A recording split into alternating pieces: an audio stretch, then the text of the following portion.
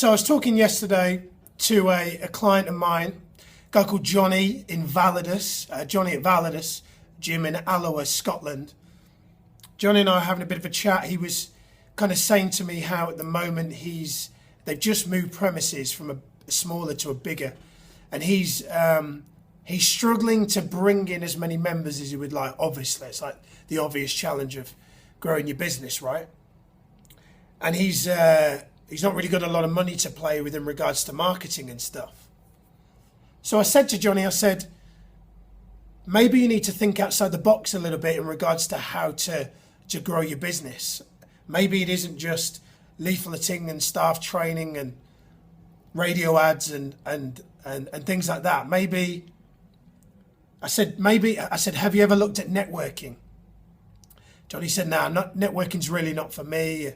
The whole 6:30 a.m. sitting around eating croissants thing, that's not really my bag. And I said, well, I get where you're coming from, but networking doesn't have to be, it doesn't have to be that.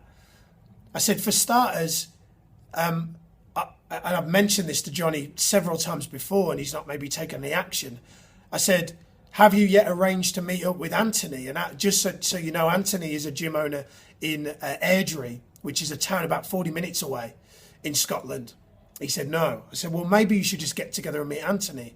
Now, to give you a brief, Anthony and Johnny are 40 minutes apart. They have the same challenges, the same stresses, the same struggles that any independent gym owner has, and they're in completely different demographics. Now, that to me is a match made in heaven. What better than spending time with someone who knows the challenges, the problems, the issues you face like nobody else? Not just an independent business owner, an independent gym owner.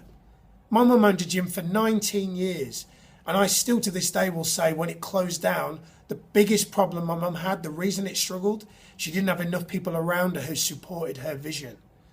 Me and my good buddy Miles Houston, who owns a gym in Birstall in Leeds, we ran a conference call about 4 weeks ago talking about bringing into independent gym owners together. Now, we put an event together and we only sold one ticket. Maybe I didn't position it right. Maybe I didn't kind of sell it to you guys as to the value that you would get from the day. I get that. That's cool. That was really valuable feedback. But I implore you, I kind of got the workout magazine through my door this week, as I'm sure you all did. And there's hundreds of gyms on there who are up for National Fitness Awards. Great. It's a nice bit of credibility. But there's a lot of competition now. You've got to realise there's a lot of competition. There's a lot of budget clubs opening up. If you haven't got one in your town yet, then don't just think, oh, my town's too small for a budget club to come. One day may just come and one arrives. And I've already told you that relying on your facilities and low prices is not the way to go if you want your club to thrive over the next 5 or 10 years. You're going to have to innovate. Tony Robbins says that you become like the 5 people you spend the most amount of time with. I've got the quote on my wall, actually. He says, people's lives are a direct reflection of the expectations of their peer group. It's fucking gold, that is. I spend at least 80% of my week with entrepreneurs, like-minded people, ambitious people. It's so important. Look, if this video is resonating with you, please send me an email at miles@milesmoremembers.com, and I'll run some kind of webinar where I pull some gym owners together. John Walker, Gambaro Fitness, legend. Byron, Vitality in Cardiff, legend. Andy Griffiths, Rockets, legend. Gloucester.